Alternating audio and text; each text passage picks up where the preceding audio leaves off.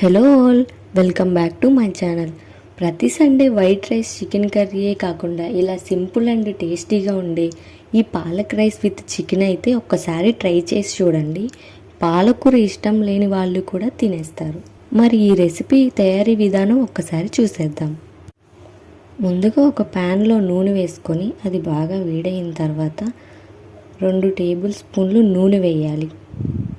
అలాగే 3 బిర్యానీ ఆకులు, దాల్చిన చెక్క, 3 యాలకులు, 4 లవంగాలు, జాపత్రి, 1 జాజికాయ, షాజీరా, 3 పచ్చిమిర్చి, ఉల్లిపాయ. ఇవి కొంచెం ఫ్రై అయిన తర్వాత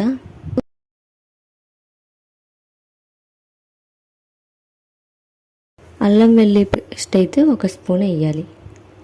వేసిన తర్వాత అల్లం వెల్లుల్లి పేస్ట్ కొంచెం ఫ్రై అవ్వడానికి అటు ఇటు తిప్పాలి. అలాగే 2 పాలకూర కట్టలు కట్ చేసి వేయాలి. దానిలోని వాటర్ అంతా ఎగిరిపోయే వరకు కొంచెం అటు ఇటు తిప్పాలి. 1 టేబుల్ స్పూన్ సాల్ట్ వేసి కారం కూడా 1 టేబుల్ స్పూన్ వేయాలి. ఇలా కలుపుతూ 2 నిమిషాలు ఉంచాలి. ముందుగా కడిగి పెట్టుకున్న బియ్యాన్ని, దానికి కలిపి వేసిన వాటర్ని మిక్స్ చేసి అయితే వేసేయాలి.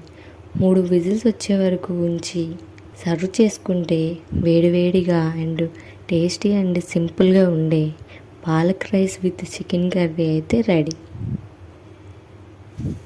ఈ రెసిపీ మీకు నచ్చితే కామెంట్స్లో చెప్పేయండి.